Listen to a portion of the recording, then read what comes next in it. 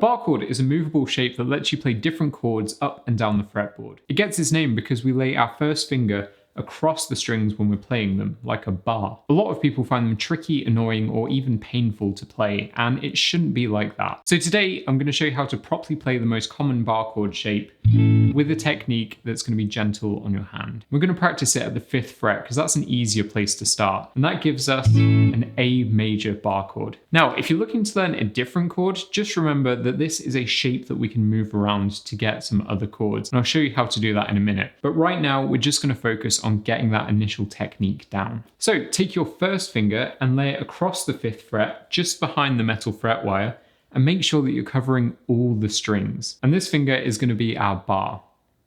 You want to use this outside edge of your finger and keep it straight with the tip going just past the top string.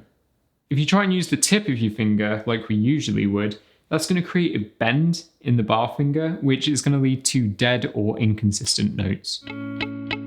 Now we'll add the rest of the chord, and unlike our bar finger, we want to keep a nice arch in these other fingers, like normal. And that will mean that they aren't catching the strings beneath them, so everything's going to be able to ring out. So place your 3rd finger on the 7th fret of the A string, your 4th finger on the 7th fret of the D string, and then your 2nd finger on the 6th fret of the G string.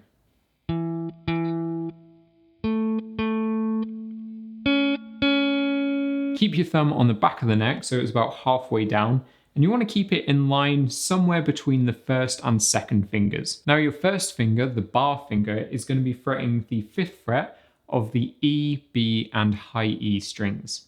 But remember, you want to keep an even pressure across all the strings with your bar finger. It doesn't matter that we're fretting the 5th fret of the A, D, and G strings, because we're not going to hear them because our other fingers are higher up.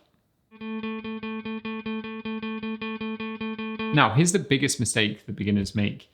Most people will assume that you squeeze the neck like you do with a regular guitar chord, and you'll find that you have to squeeze quite hard. It does work, but you're going to tire your hand out pretty quickly. So instead, we're going to use the normal amount of pressure that we use for fretting a chord, which is just a light squeeze. We're going to do a little trick. We're going to pull our arm back towards our body, but we don't want the guitar to move.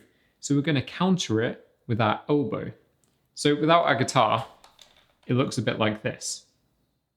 We're basically just using the strength of our shoulder and our arm to fret the notes, which is going to make playing bar chords a lot easier, especially when it comes to playing lower down on the fretboard. Now all you have to do is practice that technique and make sure that all the strings ring out clearly. It will take a little bit of time to get because it is quite a complex thing. There's a few different parts to it.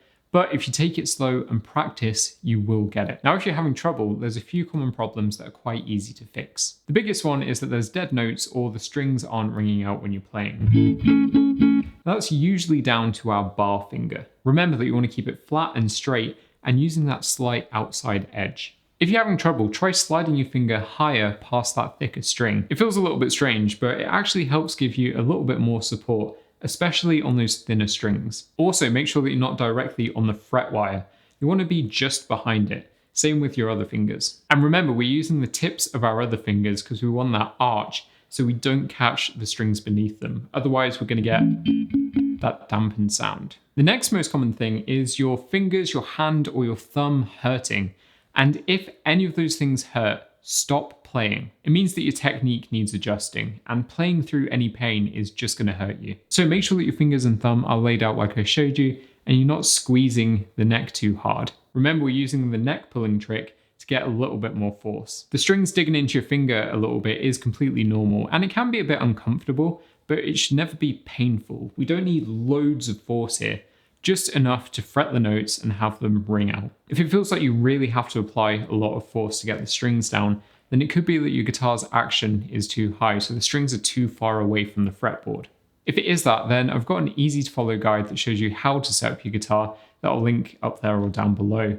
But if you don't feel comfortable doing that, then you might just want to take your guitar to your local guitar store and let them have a look at it. Finally, the hand position, as I've shown it, might not exactly work for you, and that's okay. We all have different sized hands and different shaped guitar necks, and that will play a part. But it shouldn't stop you from being able to play bar chords. So just try moving the position of your thumb and finger slightly and see if you can find something that's a bit more comfortable for you. If it's more comfortable and you can get the strings to ring out clearly, then that's the way that you should play it. But like I said, this technique does take some practice, so just make sure you give it a good try before adjusting anything. So what's next?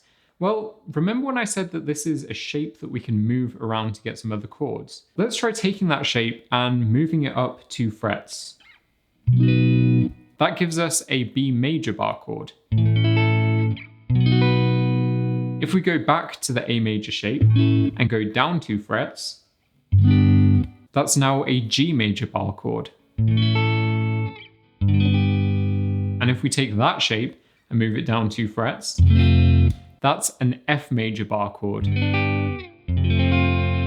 And that's the one that most people struggle with because it's so far down the neck. So first, I suggest getting really comfortable, really familiar with the general technique, just using that A major position to start with.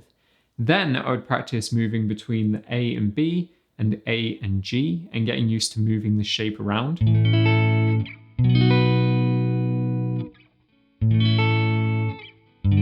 then once you're comfortable with all of that, then I would try tackling the F bar chord. As I said, this is the one that most people find the hardest. Even when you're used to the shape and the technique and moving it around, that F bar chord might take a little bit of extra practice. That's completely normal. Just remember to take it slow, focus on getting the good technique, and you'll be able to do it. So let me know how you get on in the comments down below. And if you've got any questions, let me know as well, and I'll do my best to help. As always, thank you for watching. I really hope this helped, and I'll see you in the next one.